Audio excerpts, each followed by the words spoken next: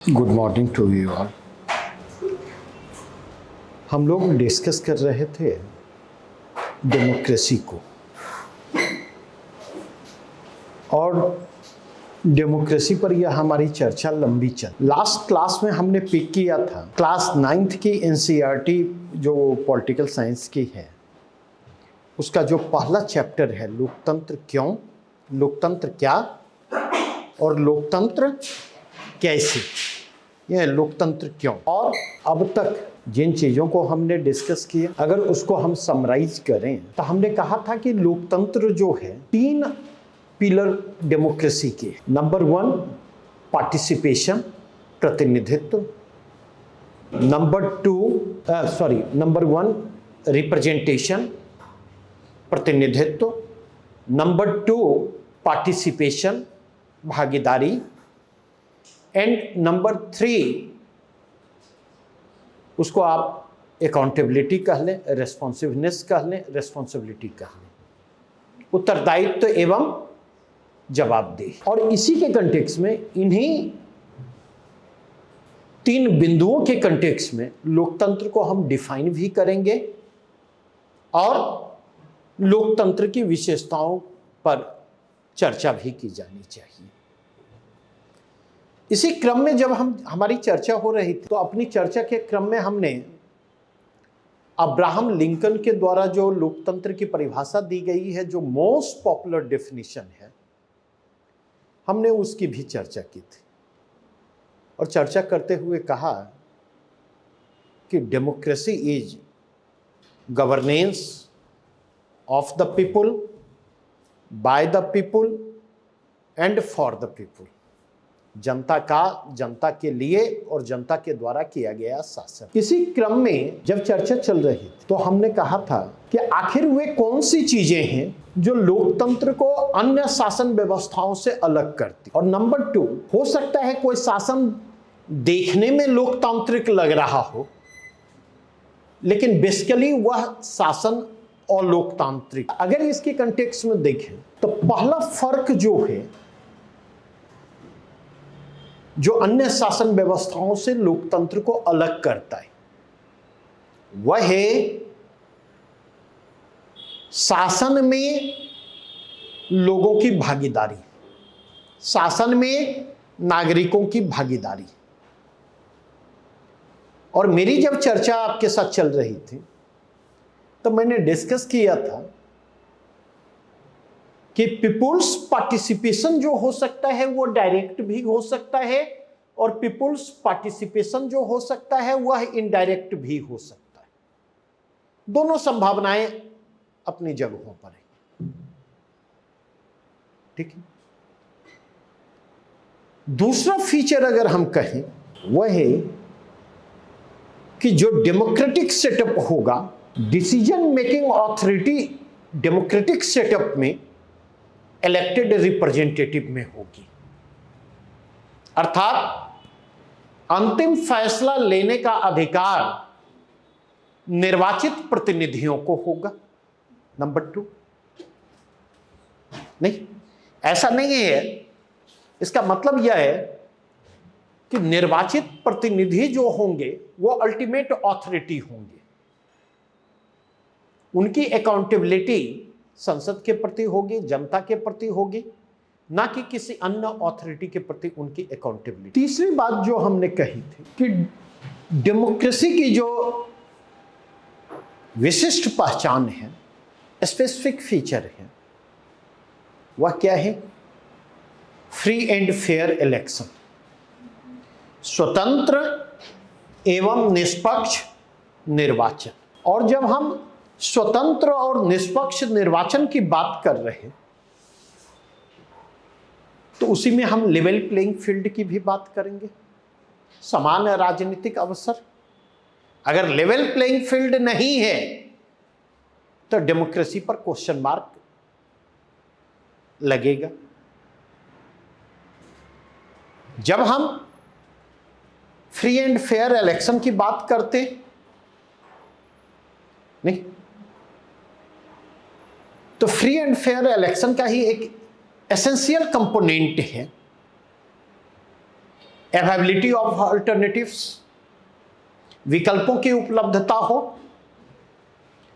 और जब हम विकल्पों की उपलब्धता की बात हम कर रहे हैं, तो विकल्पों की उपलब्धता की बात हम किस किस कंटेक्स्ट में कर रहे हैं? तो विकल्पों की उपलब्धता की बात हम कैंडिडेट्स के कंटेक्स्ट में कर रहे हैं, विकल्पों की उपलब्धता की बात हम पॉलिटिकल पार्टीज के कंटेक्स्ट में कर रहे हैं, विकल्पों की उपलब्धता की बात हम आइडियोलॉजीज के कंटेक्स्ट में हम कर रहे हैं, आइडियोलॉजी के कंटेक्स्ट में कर रहे हैं। ठीक है, विकल्पों की उपलब्धता की एट द सेम टाइम अगर आप देखें, फ्रीडम ऑफ सिलेक्शन, चयन की स्वतंत्रता होनी चाहिए, नहीं? और उसी में आप देखेंगे कई सारी चीजें आ जाएंगी, नहीं? सूचनाओं तक पहुंच होनी चाहिए, प्रचार प्रसार करने की स्वतंत्रता होनी चाहिए, नहीं? रिसोर्सेज तक पहुंच की दृष्टि से भी लेवल प्लेइंग फील्ड क्रिएट होना चाहिए। चौथी चीज जो है वह है 1 person 1 vote 1 value. 1 person 1 vote 1 value. अर्थात जब हम डेमोक्रेसी की बात कर रहे हैं तो डेमोक्रेसी में एक व्यक्ति एक वोट की संकल्पना होनी चाहिए। यूनिवर्सल एडल्ट फ्रेंचाइज इसी को इंश्योर करता है, और सभी व्यक्ति के वोटों का महत्व समान होना चाहिए, समान, उसकी अहमियत समान होनी चाहिए। तो अगर इसके कंटेक्स्ट में हम कहें तो प्रिंसिपल ऑफ पॉलिटिकल इक्वलिटी लोकतंत्र की बुनियाद है। राजनीतिक समानता का सिद्धांत जो है वह लोकतंत्र की बुनियाद है। और इसी के कंटेक्स्ट में अगर आप जाकर के देखें, नेक्स्ट फीचर डेमोक्रेसी की बात करूं तो वह क्या है? नेक्स्ट फीचर डेमोक्रेसी का है व्यापक विचार विमर्श और सामूहिक निर्णयन। अगर एक डेमोक्रेटिक सेटअप में जाकर के देखें तो कंप्रिहेंसिव डिस्कोर्स होता है, और डेमोक्रेटिक सेटअप में जो डिस्कोर्स होता है उस डिस्कोर्स में जो है अगर आप देखें तो स्टेक होल्डर को भागीदार बनाया जाता। जैसे अभी अगर आप जाकर के देखें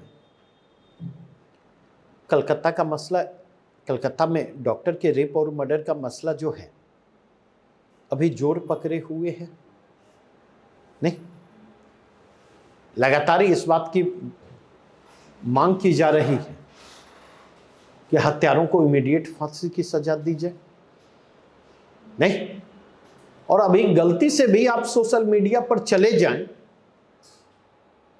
और सोशल मीडिया पर जाकर के या टिप्पणी करने की कोशिश करें या पोस्ट लिखने की कोशिश करें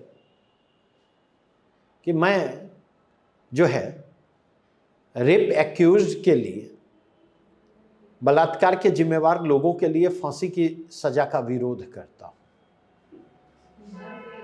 सारी दशा हो जाएगी। रात की नींद और दिन की चैन गायब हो जाएगी, क्योंकि यहां पर लोगों को फैसला ऑन द स्पॉट चाहिए। लीगल प्रोसीड्योर से लोगों को कोई मतलब नहीं है, नहीं? लीगल प्रोसीड्योर से कोई मतलब नहीं है। और मैं आपको याद दिला दूं, उसी कलकत्ता में एक बच्ची से बलात्कार के मामले में एक व्यक्ति को फांसी की सजा सुनाई गई, धनंजय चटर्जी को। और अभी साल 2 साल पहले चीजें सामने आई कि धनंजय चटर्जी दोषी नहीं थे। जुडिशियल प्रोसेस से सारा गुजरने के बाद, अभी भी मुझे ध्यान है उस फेज में कि बाजाप्ता धनंजय चटर्जी के लिए राष्ट्रपति के सामने दया याचिका भी दायर की गई थी, लेकिन वहां से भी उन्हें सवाल यह उठता, आज जब ये खबरें आ रही हैं कि धनंजय चटर्जी निर्दोष था, तो धनंजय चटर्जी को जो व्यक्तिगत हानि हुई, जान गंवानी पड़ी, उसकी भरपाई कौन करेगा, कौन सिस्टम करेगा? और उसकी पत्नी, उसके बच्चों के साथ जो कुछ हुआ, जिस त्रासदी से उन्हें गुजरना पड़ा होगा, इसकी भरपाई कौन शासन, कौन सरकार और कौन प्रशासन? तो उसी प्रकार अगर आप जाकर के देखें, ये खबर हैदराबाद इनकाउंटर मामले में भी आई थी। मेरी बातें समझ रहे हैं ये? तो आप इस बात को समझें, डेमोक्रेसी की एक विशिष्ट पहचान होती है व्यापक विचार विमर्श। विचार विमर्श की प्रक्रिया में स्टेक होल्डर को शामिल किया जाता है। जैसे अगर आप जाकर के देखें, डॉक्टरों की सुरक्षा का प्रश्न जो उभरा है, और अगर इस दिशा में लेजिस्लेशन होना है, तो निश्चित तौर पर लेजिस्लेशन के पहले जो डॉक्टर्स हैं, जो नर्सिंग स्टाफ हैं, जो हेल्थ वर्कर्स हैं, नहीं, उनको उस प्रोसेस में शामिल किया जाना चाहिए, उनको उस प्रोसेस में भागीदार बनाया जाना चाहिए, विचार विमर्श की प्रक्रिया में शामिल किया जाना चाहिए। उनके क्या कंसर्न हैं, उनके कंसर्न को भी देखा जाना चाहिए, उन्हें सुना जाना चाहिए। और कलेक्टिव डिसीजन मेकिंग, लोकतंत्र सामूहिक निर्णय में विश्वास करता है, ठीक है? और हमेशा ध्यान रखें, कलेक्टिव डिसीजन और इंडिविजुअल डिसीजन में एक फर्क होता है। फर्क यह होता कि इंडिविजुअल डिसीजन के कंटेक्स्ट में देखेंगे तो चेक एंड बैलेंसेस कमजोर होते हैं।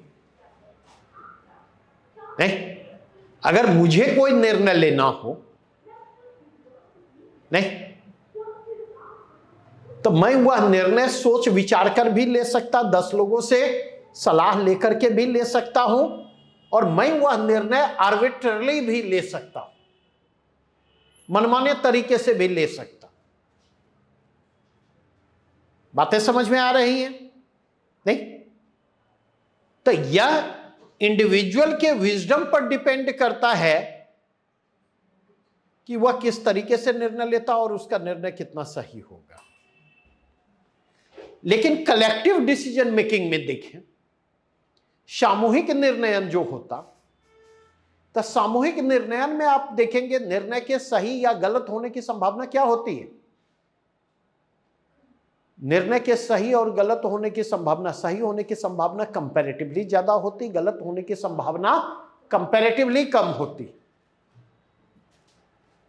और क्यों ये ज्यादा और कम होती है? इसके पीछे रीजन, तो कलेक्टिव डिसीजन मेकिंग जब होती है तो वहां चेक एंड बैलेंसेस मौजूद होती, एक दूसरे के ओपिनियन को काउंटर बैलेंस किया जाता है। लास्ट पॉइंट अगर कहूं तो लास्ट पॉइंट क्या है, अंतिम बिंदु, डेमोक्रेसी के कंटेक्स्ट में, तो वहां जो इलेक्टेड गवर्नमेंट होते हैं उनके पास अनरेस्ट्रिक्टेड पावर नहीं होती। जो निर्वाचित सरकारें होती हैं उनके पास असीमित शक्तियां नहीं होती हुए आर्बिट्ररी मैनर में काम नहीं कर सकते, हुए मनमाने तरीके से काम नहीं कर सकते, फंक्शन नहीं कर सकते। यहां पर इस बात को ध्यान रखें, वहां पर रूल ऑफ लॉ होता है, विधि का शासन होगा।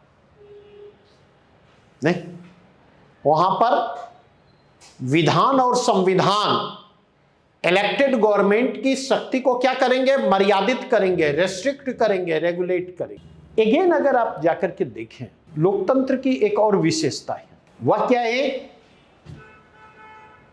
लोकतांत्रिक शासन जो है वह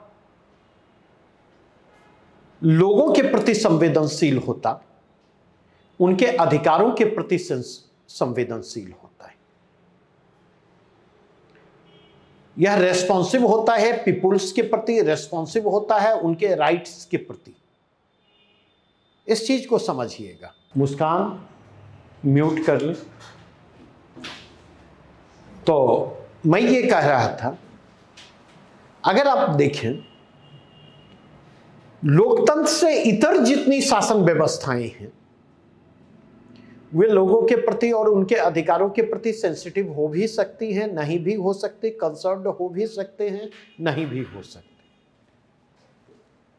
जैसे एक छोटा सा उदाहरण दो मोनार्की से, राजशाही से। लुई 14वां के बारे में सुना है होगा आपने, लुई 16वां के बारे में सुना होगा। और हम लोग ग्रेजुएशन में राइज ऑफ मॉडर्न वेस्ट जब पढ़ते थे तो उसमें एक चैप्टर था इनलाइटेंड डिस्पॉट, प्रबुद्ध निरंकुशवाद, इनलाइटेंड डिस्पोटिज्म। और अगर आप देखें तो इनलाइटेंड डिस्पॉट को डिस्पॉट से डिफरेंशिएट किया गया था। जो निरंकुश शासक थे, निरंकुश शासक से प्रबुद्ध निरंकुश शासक को अलगाया गया था, प्रबुद्ध निरंकुश शासक को सेपरेट करके देखा गया था, पृथक करके देखा गया। जैसे लुई 16वां का नाम आपने सुना होगा, तो लुई 14वां का एक फेमस कोट है, I am the king and my word is law. मैं ही राजा हूं और मेरे शब्द ही कानून है। मैं ही राजा हूं और मेरे शब्द ही कानून है। ठीक है। और लुई 16वां को देखें, लुई 16वां को देखें तो उनको इनलाइटेंड डिस्पॉट कहा जाता है, प्रबुद्ध निरंकुश शासक। मतलब उनका विजडम बेहतर था और उस विजडम के कारण वो लोगों के प्रति, उनके अधिकारों के प्रति कंसर्न्ड थे, सेंसिटिव थे। और अक्सर मैं डिफरेंशिएट करते हुए कहता हूं कि पिताजी दो तरह के होते हैं, एक लुई 14वां वाले और दूसरे लुई 16वां वाले। तो अगर आप जाकर के देखें, मैं इंडिविजुअल डिसीजन मेकिंग की बात कर रहा था, मैं डेमोक्रेसी की तुलना अदर जो गवर्नेंस, फॉर्म ऑफ गवर्नेंस है उसकी तुलना कर रहा था।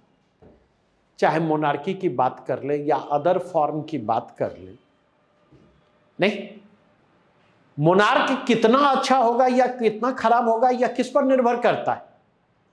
पर्टिकुलर जो मोनार्क है पर्टिकुलर इंडिविजुअल के विजडम पर डिपेंड करेगा। नहीं, अगर विजडम बेहतर होगा तो वो अच्छा मोनार्क होगा, अगर नहीं होगा तो फिर वो नहीं। फर्क अकबर और औरंगजेब के फर्क को समझ लें, अकबर और औरंगजेब के फर्क को आप समझ लें। तो इसलिए इस बात को समझें, डेमोक्रेसी की खासियत यह है, मोनार्की में चले जाएं तो वहां रेस्ट्रिक्टेड पावर नहीं होती, वहां अनरेस्ट्रिक्टेड पावर होती। वहां मोनार्क की ऑथोरिटी अनलिमिटेड होती है, अनरेस्ट्रिक्टेड होती है।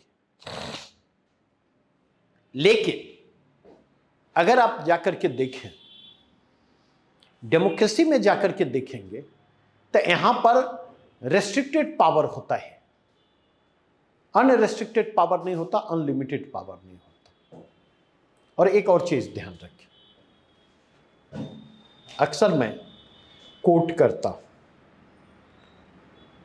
सुनो तुम चाहे जिसे चुनो, सुनो तुम चाहे जिसे चुनो, पर इसे नहीं इसे बदलो। तो यहां पर इस बात को आप समझें, बदलाव जो है लोकतंत्र की बुनियादी शर्त है। बदलाव जो है, या कह लें बदलाव की संभावना जो है, वह लोकतंत्र में मौजूद होती है।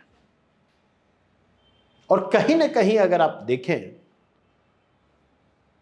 तो यह स्वस्थ लोकतंत्र की निशानी है। कहने का तात्पर्य यह कि लोकतंत्र भी बीमार पड़ सकता है, लोकतंत्र भी बीमार पड़ सकता, अस्वस्थ हो सकता। जैसे अभी हमारा लोकतंत्र क्या है, बीमार है, अस्वस्थ है। इसे स्वस्थ लोकतंत्र नहीं कह सकते, नहीं। तो अगर इस कंटेक्स्ट में देखें तो लोकतंत्र की खासियत इस बात में है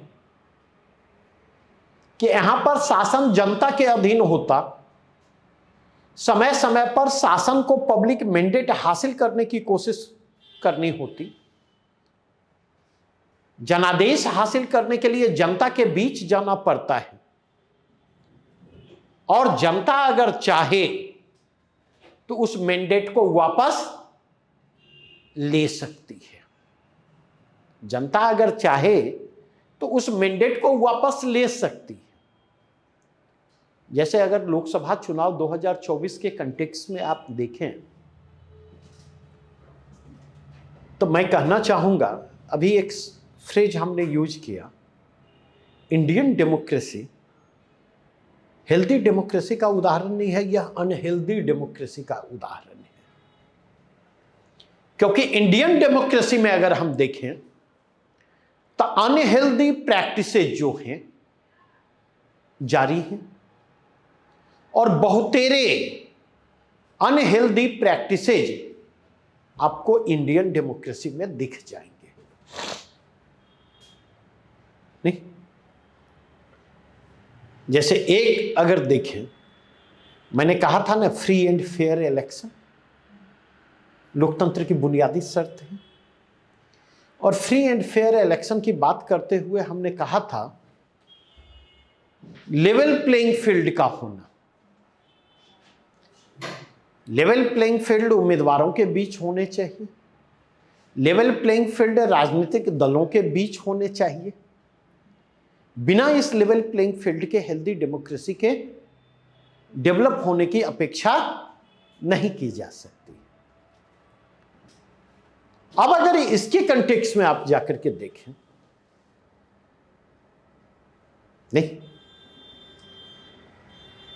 तो आप में से कितने लोग हैं जिन्हें यह महसूस होता कि भारत में लेवल प्लेइंग फील्ड रहा है लोकसभा इलेक्शन 2024 के दौरान? रिसोर्सेज तक पहुंच सभी उम्मीदवारों की और सभी राजनीतिक दलों की समान रही है?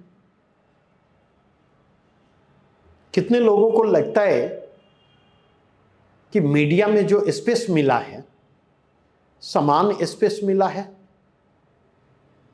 अगर नहीं मिला है तो लेवल प्लेइंग फील्ड नहीं था, नहीं। तो यह इंडियन डेमोक्रेसी की एक कमजोरी है। एट द सेम टाइम अगर आप जाकर के देखें, अल्टीमेटली जनता ने जो है रूलिंग पार्टी को 304-5 से लाकर के कहां पर पहुंचा दिया? 240 पर पहुंचा दिया, जबकि रूलिंग पार्टी 370 प्लस की उम्मीद कर रही थी, नहीं। तो अगर इसके कंटेक्स्ट में बात की जाए तो हम यह कह सकते हैं कि पब्लिक मैंडेट जो है बड़ा स्पष्ट है। पब्लिक मैंडेट भाजपा के साथ रही है, लेकिन मैंडेट देते हुए पब्लिक ने एक स्पष्ट वार्निंग दी है। पब्लिक ने इस बात को समझा कि चेक एंड बैलेंसेज मौजूद होना चाहिए। चेक एंड बैलेंसेज अगर मौजूद ना हो तो फिर सत्ता निरंकुश हो जाती है, मनमाने तरीके से काम करना शुरू करती। और सत्ता में बैठे लोग जब मनमाने तरीके से काम करेंगे तो उसकी कीमत अंततः किसको चुकानी होगी? उसकी कीमत, हाँ, तो मैंने ये कहा कि लोकतंत्र स्वस्थ भी हो सकते हैं, लोकतंत्र अस्वस्थ भी हो सकते हैं। इंडियन डेमोक्रेसी के कंटेक्स्ट में हमने आपके साथ चर्चा की कई बिंदुओं के आलोक में। कई बिंदु हैं जिनके कंटेक्स्ट में आप कहेंगे कि इंडियन डेमोक्रेसी में अनहेल्दी प्रैक्टिसेज कंटिन्यूड हैं, कई सारे अनहेल्दी प्रैक्टिसेज हैं। इसलिए इंडियन डेमोक्रेसी को हम स्वस्थ की बजाय क्या कहेंगे? अस्वस्थ लोकतंत्र कहेंगे। एट द सेम टाइम अगर आप जाकर के देखें तो एट द सेम टाइम मैं कहना चाहूँगा कि इंडियन डेमोक्रेसी में लोकसभा चुनाव 2024 उसका चुनाव परिणाम यह बतलाता है कि भारत में एक मजबूत लोकतंत्र है। इस लोकतंत्र की चाहे जितनी कमियां हों, लेकिन लोकतंत्र की मजबूती से इनकार नहीं किया जा सकता, क्योंकि लेवल प्लेइंग फील्ड ना होने के बावजूद अंततः रूलिंग पार्टी को जनता ने 240 पर ला करके सिमटा दिया और एक स्पष्ट मैसेज दिया। क्योंकि एक बात मैं अक्सर कहता हूं, वह यह कि हमेशा इस बात को ध्यान रखें, लोकतंत्र में सरकार का गठन होता है मेजॉरिटी से, लेकिन लोकतंत्र की सफलता किस बात पर निर्भर करती है? लोकतंत्र की सफलता इस बात पर निर्भर करती, कंसेंसस बिल्डिंग पर निर्भर करती है। यह इस बात पर निर्भर करती है, उसकी प्रभावशीलता इस बात पर निर्भर करती कि आम सहमति कायम करने की कोशिश लोकतंत्र में हो रही है या नहीं, या दूसरे शब्दों में हम कहें तो माइनॉरिटी ओपिनियन के साथ कैसे ट्रीट किया जा रहा है, यह लोकतंत्र की सफलता और प्रभावशीलता को निर्धारित करता हुआ आता। माइनॉरिटी ओपिनियन के लिए वहाँ पर स्पेस है या नहीं, माइनॉरिटी ओपिनियन के लिए वहाँ पर सेंस ऑफ रेस्पेक्ट है या नहीं, इससे यह निर्धारित होता कि लोकतंत्र सफल होगा या नहीं, प्रभावशाली होगा या नहीं। अब अगर इसी के कंटेक्स्ट में आप जाकर के देखें, एक बॉक्स बुक में दी हुई है कानून का शासन, नहीं, अधिकारों का सम्मान, एक व्यक्ति एक वोट एक मूल, स्वतंत्र और निष्पक्ष चुनावी मुकाबला, चुने हुए नेताओं द्वारा प्रमुख फैसले करना। ये जितने फीचर की चर्चा की गई है, जितनी विशेषताओं की चर्चा की गई है, ये सारी विशेषताएं किसकी हैं? ये सारी विशेषताएं डेमोक्रेसी की हों। तो जितने बिंदु हैं उसको एक जगह आप इनलिस्ट कर लें। Number 1, rule of law. Number 2, respect towards rights. Number 3, 1 person 1 vote 1 value. Number 4, free and fair election. Number 5, ultimate decision making authority with the elected representative, elected ruler। नहीं, अब अगर इसके कंटेक्स्ट में देखें, एक प्रश्न उठता है, नहीं, और प्रश्न यह उठता कि वेरियस फॉर्म ऑफ गवर्नेंस जो हैं, वेरियस फॉर्म ऑफ गवर्नेंस में क्या लोकतंत्र सबसे बेहतर है, बेस्ट फॉर्म ऑफ गवर्नेंस है? नहीं। तो अगर इस कंटेक्स्ट में देखें, गांधी के बारे में सुना होगा आपने। गांधी की लोकतंत्र के संदर्भ में सोच क्या थी? गांधी लोकतंत्र को लेकर के बहुत सकारात्मक नहीं थे, लेकिन उन्होंने एक बात कही, democracy is an essential evil, democracy is an essential evil, अर्थात लोकतंत्र जो है वह क्या है, आवश्यक बुराई है। अब दो शब्द देखिए, शब्द क्या है, एविल बट नेसेसरी। ये गांधी का स्टेटमेंट था, बुराई है पर कैसी बुराई, आवश्यक बुराई। सवाल यह उठता, ऐसा उन्होंने क्यों कहा? क्योंकि अगर आप जाकर के देखने की कोशिश करें तो डेमोक्रेसी की अपनी सीमाएं हैं। नहीं, डेमोक्रेसी की अपनी सीमाएं हैं। नहीं, अगर आप देखें तो डेमोक्रेसी पर कटाक्ष करते हुए, डेमोक्रेसी पर व्यंग करते हुए क्या कहा जाता है, democracy is governance by the foolish, of the foolish, for the foolish, by the foolish. लोकतंत्र मूर्खों का, मूर्खों के लिए और मूर्खों के द्वारा किया जाने वाला शासन। क्यों? क्योंकि अगर आप देखें डेमोक्रेसी के लिए एक और टर्म यूज होता, और वह टर्म क्या है, मोबोक्रेसी। मोबोक्रेसी, भीरतंत्र। भीरतंत्र, अब कहेंगे इसका क्या मतलब? तो इसका मतलब यह है कि डेमोक्रेटिक सेटअप में अगर हम जाकर के देखें तो डेमोक्रेटिक सेटअप में हम क्या पाते, मेजॉरिटी ओपिनियन प्रिवेल करता है, और इसीलिए जो जितना भीड़ जुटाने में सक्षम है वह उतना बड़ा नेता होगा, उसकी बातें उतनी सुनी जाएंगी जितना भीड़ जुटाने में सक्षम। और अक्सर आप देखेंगे भीड़ से अलग कौन आपको दिखेंगे, समझने की कोशिश कीजिए, जिनकी अपनी सोच है, जिनका अपना व्यक्तित्व है, जिनका अपना चरित्र है, जिनके अपने सोचने विचारने का तरीका है, वो कभी भीड़ का हिस्सा नहीं बन सकते।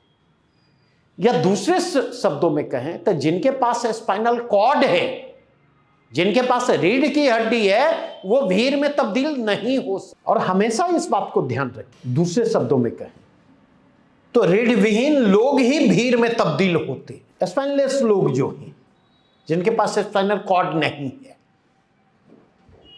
तो हम इस बात को समझने की कोशिश करें, हम इस कंसर्न को समझने की कोशिश करें। तो अब अगर हम देखें तो मैंने कहा कि डेमोक्रेसी की एक सीमा क्या है, यह मोबोक्रेसी की संभावनाओं को लेकर उपस्थित होता। और इसलिए एक चीज ध्यान रखेंगे, डेमोक्रेसी की सफलता और डेमोक्रेसी का इफेक्टिवनेस दो चीजों पर निर्भर करता है।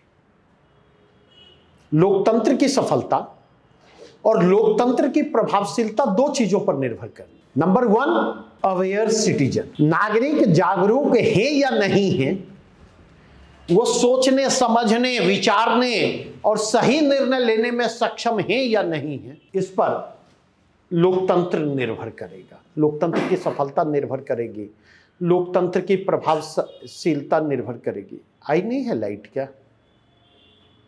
लोकतंत्र की प्रभावशीलता निर्भर करेगी। बातें ये स्पष्ट हुई? तो इसलिए सजग नागरिक का होना लोकतंत्र की सफलता के लिए आवश्यक है। और दूसरा, वाइब्रेंट सिविल सोसाइटी की मौजूदगी। वाइब्रेंट सिविल सोसाइटी की मौजूदगी। वाइब्रेंट सिविल सोसाइटी का मतलब गतिशील सभ्य समाज की मौजूदगी। क्योंकि ये वाइब्रेंट सिविल सोसाइटी क्या करती है, ये वाइब्रेंट सिविल सोसाइटी क्या करती है, तो ये जो वाइब्रेंट सिविल सोसाइटी है, यह लगातार आलोचना और प्रत्यालोचना के जरिए आम जनता को भी जागरूक करती है और आम जनता को जागरूक करने के साथ साथ क्या करती है, लगातार आलोचना और प्रत्यालोचना के जरिए जो निर्वाचित शासक हैं, जो इलेक्टेड रूलर हैं, इलेक्टेड रूलर पर भी प्रेशर बिल्डअप करती है। और इलेक्टेड रूलर पर प्रेशर बिल्डअप करते हुए उन्हें अपने हिसाब से जनता के हित में काम करने के लिए विवश करती है। तो इसलिए इन दो चीजों को जरूर ध्यान में रखें। अब अगर देखें लोकतंत्र बुराई क्यों है, क्यों एविल की बात की गई, तो एक तो इसका रीजन हमने बतलाया, भीड़ की अहम भूमिका, और इसीलिए डेमोक्रेसी का किसमें तब्दील होना, मोमोक्रेसी में तब्दील होना। बांग्लादेश को देख लेना, देख बांग्लादेश के आंदोलनकारी जो हैं शेख हसीना के खिलाफ थे ना, उनके अलोकतांत्रिक आचरण के खिलाफ थे ना। तो जिन लोगों ने प्रधानमंत्री निवास पर कब्जा कर लिया, प्रधानमंत्री निवास से जो कुछ जहां पर मिला उसको लेकर के निकल गए, ये कौन डेमोक्रेसी है? ये किस डेमोक्रेटिक माइंडसेट का प्रतिनिधित्व करता है? वो डेमोक्रेसी नहीं है, वो क्या है? मोबोक्रेसी है। श्रीलंका में क्या हुआ, राष्ट्रपति निवास में घुस गए, उसमें आग लगा दी। नहीं, दूसरी चीज अगर आप देखें, डेमोक्रेसी की जो बात की जाती, कहा जाता है कि इसकी एक महत्वपूर्ण कमजोरी क्या है, पॉलिटिकल इनस्टेबिलिटी। 1989 से 1999 के बीच अगर आप जाकर के देखें कितने चुनाव भारत में हुए। सामान्यतः जो आम चुनाव होते, जनरल इलेक्शन, तो लोकसभा या विधानसभा का 5 वर्षों का कार्यकाल होता है। नहीं, हम अपने प्रतिनिधि को जो चुनते हैं 5 साल के लिए चुनते हैं। 1989 में चुनाव होता, 1991 में चुनाव होता, 1996 में चुनाव होता, 1998 में चुनाव होता, 1999 में चुनाव होता। मतलब 10 वर्षों के भीतर 5 लोकसभा चुनाव हुए 1989 से 1999 के बीच। नहीं, उन्हें एवरेज कर ले तो उन्हें एवरेज आप क्या देखते हैं, हर 2 साल पर एक चुनाव होते देखा जा सकता। नहीं, और ऐसा क्यों होता है? तो पिछले क्लास में मैंने आपके साथ चर्चा की थी कि डेमोक्रेसी में अगर हम देखें तो डेमोक्रेसी में कलेक्टिव रिस्पॉन्सिबिलिटी की संकल्पना होती। निर्वाचित सरकारें जो हैं, जनता के द्वारा जो निर्वाचित सदन है, जो लोअर हाउस है, इलेक्टेड बाय द पीपुल, उसके प्रति हाउस ऑफ द रिप्रेजेंटेटिव जिसको कहते हैं, उसके प्रति वह जिम्मेवार होती है। और इसीलिए निर्वाचित शासक तभी तक सरकार में रहते जब तक जनप्रतिनिधि संस्था का विश्वास, लोकसभा या विधानसभा का विश्वास उनमें है। जैसे विश्वास खोते उन्हें रिजाइन करना पड़ता। तो इसके कारण अगर हम देखें, और इसलिए देखेंगे अक्सर गवर्नमेंट मेजॉरिटी की भी हो सकती है और माइनॉरिटी की भी हो सकती है। नहीं, अल्पमत सरकार जिसको कहते। तो अगर आप देखें तो 2014 की बात करें, 2019 की बात करें, यद्यपि दोनों बार गठबंधन सरकार ही थी, लेकिन एनडीए सरकार की चर्चा कभी नहीं सुनते होंगे। किसकी चर्चा होती थी? भाजपा सरकार, क्योंकि गठबंधन में शामिल सबसे बड़ा दल भाजपा बहुमत में था, मेजॉरिटी में था। नहीं, लेकिन इस बार भाजपा सरकार कम सुनेंगे। अब किसकी चर्चा होती है? एनडीए सरकार की चर्चा होती है। क्यों? क्योंकि भाजपा अल्पमत में है और लोकसभा में बहुमत के लिए उसे अपने सहयोगी दलों पर निर्भर रहना पड़ रहा है। नहीं, तो अक्सर आप देखेंगे गाहे बगाहे मीडिया में जाएंगे तो देखेंगे नीतीश जी पाला बदल रहे हैं, नीतीश जी के एमपी ने कुछ बोल दिया, नहीं तो कहा जा रहा है कि नीतीश जी एक बार फिर से पाला बदलने की तैयारी कर रहे हैं, सरकार गिर जाएगी, मोदी सरकार संकट में। होता है। तो दरअसल आप जाकर के देखें, चूंकि लोकतांत्रिक व्यवस्था में जोड़ तोड़ की राजनीति चलती रहती है, सत्ता की राजनीति चलती रहती है सत्ता में पहुंचने के लिए, और सत्ता विरोधी को सत्ता से बेदखल करने के लिए जो है लगातार ये जोड़ तोड़ की राजनीति चलती रहती है। इसलिए आप देखेंगे वहां पर पॉलिटिकल इनएस्टेबिलिटी की संभावना कंपैरेटिवली ज्यादा होती है। हाँ, लेकिन इसी में अध्यक्षात्मक लोकतंत्र जो है जैसा अमेरिका में है, तो वहां पर देखेंगे 5 साल के लिए चुने जाते, 4 साल के लिए राष्ट्रपति चुने जाते हैं। तो ये जो सीमा पॉलिटिकल इनएस्टेबिलिटी की बात हम कर रहे हैं, ये पार्लियामेंट्री डेमोक्रेसी की बात कर रहे हैं, संसदीय लोकतंत्र की बात हम कर रहे हैं। तीसरा कंटेक्स्ट अगर देखें तो वह क्या है? निर्णय में विलंब।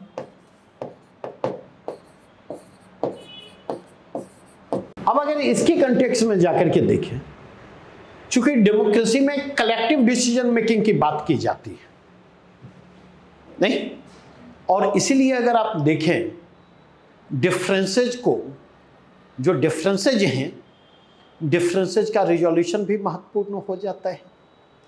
तो कई बार डिफरेंसेज को रिजॉल्व करने में जो निर्णय प्रक्रिया में शामिल जो लोग हैं, चाहे वो निर्वाचित प्रतिनिधि हों या विभिन्न राजनीतिक दल हों, उनको भरोसे में लेने की जरूरत पड़ती है, क्योंकि बिना भरोसे में लिए निर्णय को का क्रियान्वयन संभव नहीं है। जैसे 2 उदाहरण दूंगा। वक्फ बोर्ड वाला जो मसला है, ठीक है, तो वक्फ बोर्ड वाले मसले पर जो न्यू लेजिस्लेशन होना है, तो क्या किया गया? उसको जेपीसी को भेज दिया गया, ज्वाइंट पार्लियामेंट्री कमेटी को भेज दिया गया। क्यों भेज दिया गया? क्योंकि सरकार को इस बात का डर था कि शायद वो हाउस में उसे पारित ना करवा पाए। हो सकता है अपने भी कुछ ऐसे सहयोगी हों जो उसका समर्थन ना करे, ऐसी स्थिति में उसकी किरकिरी होगी, तो उसको जेपीसी में भेज दिया गया। नहीं, एट द सेम टाइम अब जेपीसी में चला गया, जब फैसला होगा देखा जाएगा। अगर कंड्यूसिव एनवायरनमेंट होगा, कल के डेट में समीकरण बदलता है, तो जेपीसी से रिपोर्ट पारित करवा करके और फिर उसको इंट्रोड्यूस कर दिया जाएगा। और अगर कंड्यूसिव एनवायरनमेंट नहीं बनता है, इंट्रोड्यूस नहीं किया जाएगा। ठीक उसी प्रकार आप देखेंगे ब्रॉडकास्टिंग बिल की चर्चा हो रही थी। जिस ब्रॉडकास्टिंग बिल के जरिए किसको लाना था, तो जिस ब्रॉडकास्टिंग बिल के जरिए अगर आप देखें तो ओटीटी और वे यूट्यूब जो है नहीं, उनको रेगुलेट करना था, उनको चेक करना था, उनको कंट्रोल करना था। ब्रॉडकास्टिंग बिल का जो विरोध शुरू होता था, अल्टीमेटली क्या होता, उसको इंट्रोड्यूस भी नहीं किया जाता, ड्राफ्ट बिल को विड्रॉ कर लिया जाता है। और ड्राफ्ट बिल को विड्रॉ कर लिया जाता और कहा जाता है कि नए सिरे से उसको ड्राफ्ट किया जाएगा, फिर इंट्रोड्यूस किया जाएगा। मतलब इसे भविष्य पर छोड़ दिया गया। बातें समझ रहे हैं यानी नहीं? तो अब आप जाकर के देखें, ये दोनों उदाहरण क्या हैं? निर्णय प्रक्रिया में विलंब के, डिलेड डिसीजन मेकिंग के। भारत और चीन के बीच यही अंतर है नहीं? भारत में एक डेमोक्रेटिक सेटअप काम कर रहा है जहां पर कलेक्टिव डिसीजन मेकिंग है, इसलिए कई बार निर्णय लेने में विलंब भी होता और कई बार निर्णय लेने के बाद पीछे भी हटने पड़ते हैं। फार्म एक्ट को ध्यान याद करें नहीं, लागू किया गया, उसका विरोध सड़कों पर शुरू हुआ और करीब करीब 13 महीने के बाद उस फार्म एक्ट को रिपील किया गया, वापस लिया गया।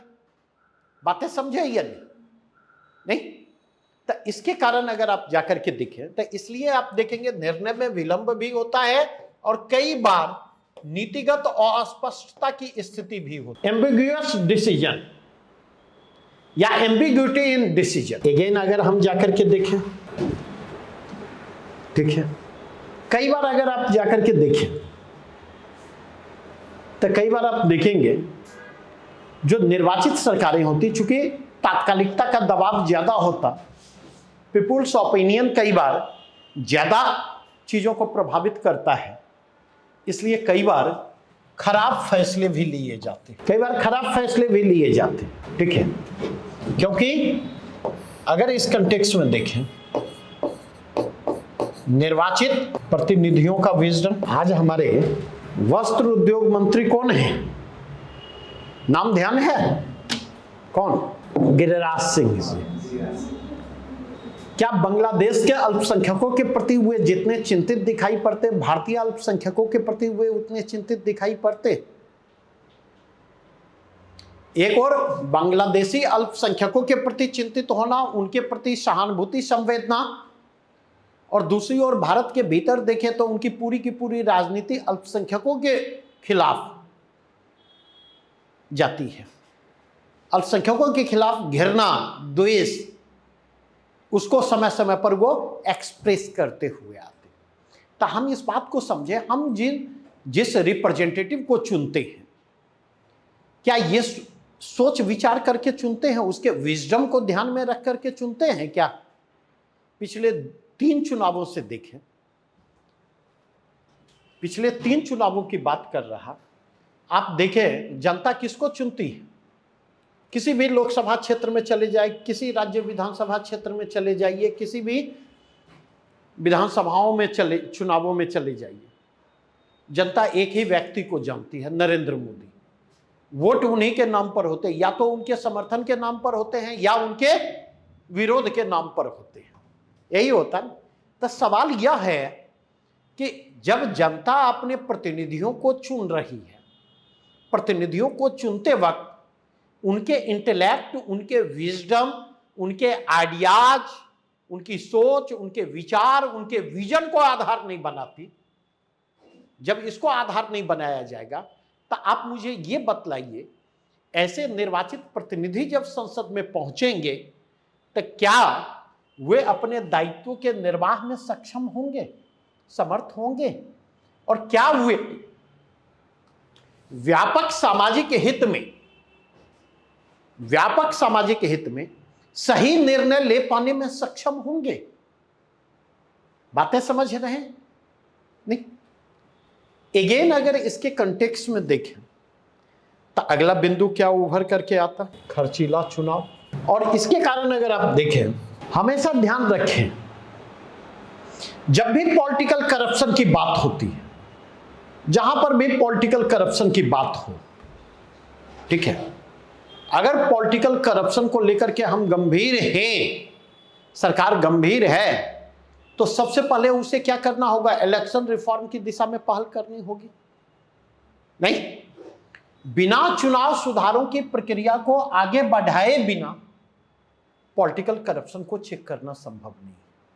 मतलब एक छोटी सी बात समझें, एक एमएलए के चुनाव में कंस्टिट्यूएंसी छोटी होती, क्या आपको लगता है एमएलए की एक सीट जीतने के लिए कम से कम कितने पैसे चाहिए खर्च करने होते? 40 लाख के आसपास तो ऑफिशियल है। एक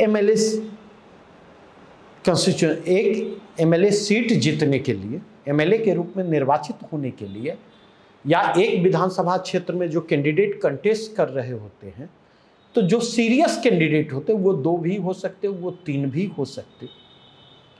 ऐसे कैंडिडेट कम से कम 5 करोड़ से 10 करोड़ खर्च करते, 5 करोड़ से 10 करोड़। 25 और 50 लाख तो अब देखेंगे मुखिया और वहां के चुनाव के स्तर पर चीजें जा रही नहीं, तो 25 और 50 लाख तो भूल जाए। लोकसभा चुनाव जीतने के लिए आप लेकर के चले 20 करोड़ से 50 करोड़ 60 करोड़ तक चाहिए।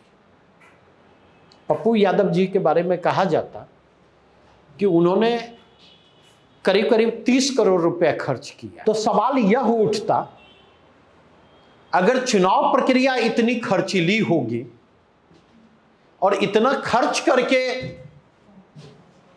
कोई प्रतिनिधि संसद पहुंचेगा, तो क्या आपको लगता है वो अगले चुनाव की तैयारी पहले को प्राथमिकता देगा, या वह आपसे जुड़े हुए मुद्दों के प्रति गंभीर होगा? और अगर वह अगले चुनावों की तैयारी को लेकर गंभीर होगा, तो उस स्थिति में क्या होगा? पॉलिटिकल करप्शन बढ़ेगा या घटेगा? नहीं, महुआ मोइत्रा की सदस्यता गई ना। क्यों गई? क्योंकि उन्होंने अपना पासवर्ड लॉगिन जो है किसी और को सौंपा, उसको हैंडल करने दिया, और बाद में ये बातें सामने आई कि उसके एवज में उन्होंने जो है अच्छी खासी जो है बेनिफिट भी हासिल की। नहीं, तो अगर इसके कंटेक्स्ट में जाकर के देखें तो सवाल आज हमारी जो स्थिति है, जो पकड़ा गया वो चोर है, जो नहीं पकड़ाया वो साधु है। नहीं, सवाल है आज के डेट में मोस्ट ऑफ द एमपी आपको ये काम करते दिखाई पड़ेंगे, पैसा लेकर के प्रश्न पूछते दिखाई पड़ेंगे। मोस्ट ऑफ द पत्रकार आपके मसलों को अगर उठाना चाहते हैं, आपके अगेंस्ट किसी चीज को दबाना है तो उसके एवज में। और इसलिए अगर आप देखें तो यूट्यूब आने के बाद, सोशल मीडिया के आने के बाद डेमोक्रेटाइजेशन ऑफ मीडिया तो हुआ है, लेकिन अगर आप देखें यूट्यूबरों के द्वारा जो ब्लैकमेलिंग की टैक्टिक्स अपनाई जाती है, इसके कारण आप देखेंगे कि ऐसे टुटपुंजिया पत्रकारों की हत्या की खबरें भी, हत्या की घटनाएं भी तेजी से बढ़ी। तो हम इस चीज को भी समझने की कोशिश करें। अगेन अगर हम जाकर के देखें तो अगला जो डायमेंशन है कि लोकतंत्र एविल की जो बात करते हैं वो किसके कारण? सत्ता की राजनीति, पॉलिटिक्स ऑफ पावर, सत्ता का खेल। और सत्ता के इस राजनीति में, सत्ता के इस खेल में गौण क्या है? मूल्य, नैतिकता और मुद्दे, ये तमाम चीजें गौण दिखाई पड़े। तो यही हुए बिंदु है ना। अगेन अगर आप जाकर के देखें, नहीं, जो विद्यमान समस्याएं हैं, जो एग्जिस्टिंग प्रॉब्लम है, जैसे भारत में अगर देखें भूख, गरीबी, बेरोजगारी, अशिक्षा, इस पर पिछले 77 वर्षों से चर्चा हो रही है, काम हो रहा है। उनकी तीव्रता और सघनता में चाहे जितने फर्क आए हों, उसकी तीव्रता और सघनता में चाहे जितने फर्क आए हों, लेकिन अगर आप जाकर के देखने की कोशिश करें तो ये समस्याएं अभी भी कमोबेश बनी हुई हैं या नहीं, और इन समस्याओं को आधार बना करके लोकतंत्र को क्वेश्चन किया जाता है या नहीं। तो ये लोकतंत्र के कुछ शॉर्टकमिंग्स। अब सवाल है कि अगर लोकतंत्र बुराई है, अगर लोकतंत्र बुराई है तो आवश्यक क्यों? आवश्यक क्यों है? फिर इसके एसेंशियल होने की बात हम क्यों करते? रीजन। तो अगर रीजन आप देखें तो पहला रीजन जो आपको दिखाई पड़ेगा वह है कि इसमें जनता की भागीदारी हो, पीपुल्स पार्टिसिपेशन। अन्य शासन व्यवस्थाओं में ऐसा नहीं होता, अन्य शासन व्यवस्थाओं में ऐसा नहीं होता। पीपुल्स पार्टिसिपेशन जो है लोकतंत्र को डिफरेंशिएट करता है अदर फॉर्म ऑफ गवर्नेंस। दूसरी चीज अगर आप देखें, जनता और उसके अधिकारों के प्रति उत्तरदायी, रेस्पॉन्सिबल है, जवाबदेह है, अकाउंटेबल है और रेस्पॉन्सिवनेस है। रेस्पॉन्सिवनेस इसमें दिखेगा। अदर फॉर्म ऑफ गवर्नमेंट में इस अकाउंटेबिलिटी का अभाव दिखाई पड़ेगा, उस रेस्पॉन्सिबिलिटी का अभाव दिखाई पड़ेगा और वह उतना रेस्पॉन्सिव नहीं। और यही कारण है वो जो चीन और भारत का उदाहरण दिया गया है, इसी के कंटेक्स्ट में उदाहरण दिया गया है। तीसरी बात अगर हम कहें तो वह क्या है? कलेक्टिव डिसीजन मेकिंग, सामूहिक निर्णय। कलेक्टिव डिसीजन मेकिंग जो है डेमोक्रेसी का एक प्राइम फीचर है, व्यापक विचार विमर्श। अगर इसी के कंटेक्स्ट में अगर आप जाकर के देखें तो लोकतंत्र की और विशेषता क्या है? चेक एंड बैलेंसेज की मौजूदगी, ठीक है। और पांचवा बिंदु कहें differences, management of differences and conflict.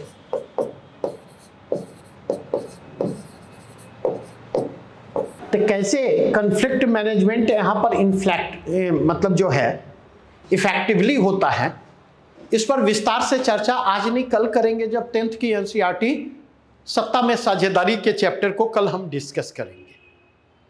अभी केवल इन ब्रीफ यही देखें। बेसिकली अगर आप जाकर के देखें तो जहां पर डाइवर्सिटी होती, इंडिया जैसे डाइवर्स कंट्री में जो मल्टीलिंगुअल है, मल्टी एथनिक है, मल्टी रिलीजियस है ना, नहीं, जहां पर सोशल डाइवर्सिटी है, कल्चरल डाइवर्सिटी है, लिंग्विस्टिक डाइवर्सिटी है, रिलीजियस डाइवर्सिटी है, रीजनल डाइवर्सिटी है। और अगर आप जाकर के देखें तो जितने डाइवर्स ग्रुप हैं सबके अपने अपने इंटरेस्ट हैं, सबके अपने अपने कंसर्न हैं, सबके अपने अपने चैलेंजेज हैं, सबके अपने अपने एस्पिरेशंस हैं, सबके अपने अपने इंटरेस्ट। नहीं, सबको साथ लेकर के चलना आसान नहीं होता। और डेमोक्रेटिक सेटअप क्या करता है? डेमोक्रेटिक सेटअप जो है सबको सत्ता में साझेदार बनाता है। सत्ता में साझेदारी की संभावना डेमोक्रेटिक सेटअप में होती, सत्ता में साझेदारी की संभावना होती नहीं तो, और सत्ता में यह साझेदारी उन्हें सक्षम बनाती है किसमें? अपने कंसर्न को रिजॉल्व करने में, अपने इंटरेस्ट को प्रमोट करने में। बातें स्पष्ट हुई नहीं? अदर जगहों पर वो चीजें उन रूपों में नहीं होती। और इसलिए अगर आप जाकर के देखें तो आप इसी को थोड़ा सा एलैबोरेट ये भी कह सकते, विविधता में एक, यूनिटी इन डाइवर्सिटी। अगर इसी के कंटेक्स्ट में आप देखें तो कुछ और चीजें भी हैं। वह क्या है? नागरिकों का सम्मान।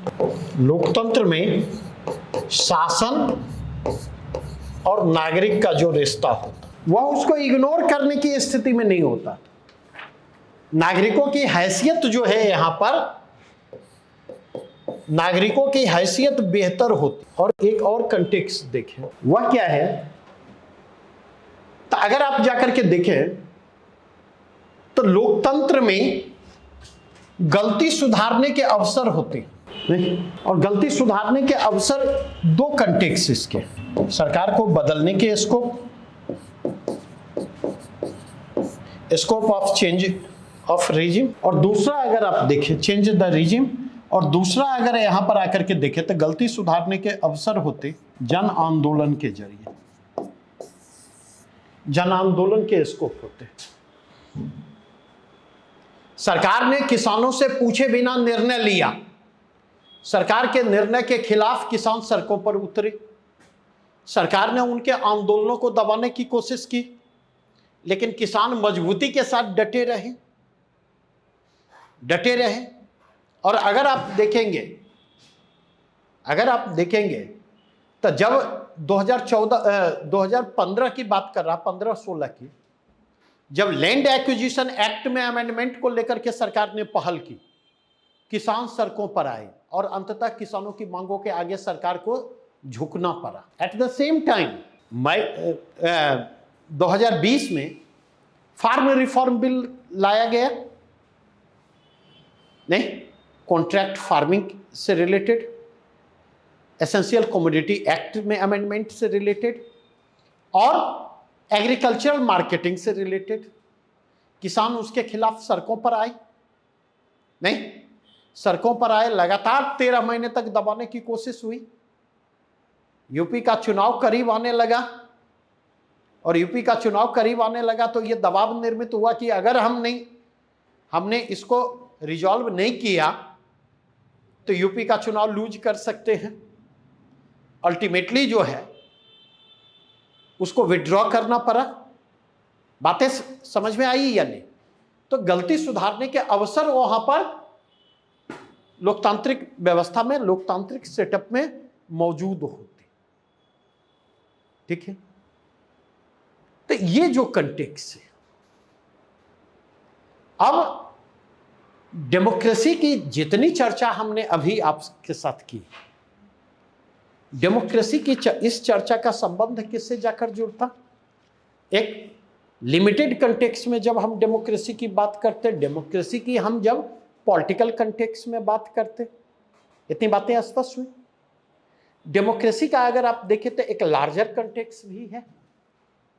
लार्जर कंटेक्स्ट में डेमोक्रेसी का क्या मतलब है, यही वह बिंदु है जहां से कल के क्लास को हम शुरू करेंगे।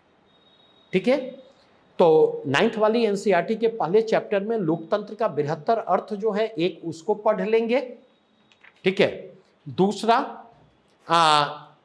कॉन्फ्लिक्ट मैनेजमेंट वाला डायमेंशन लोकतंत्र के पक्ष में जो तर्क है पेज नंबर 13 पर, उसको जरूर पढ़ लेंगे।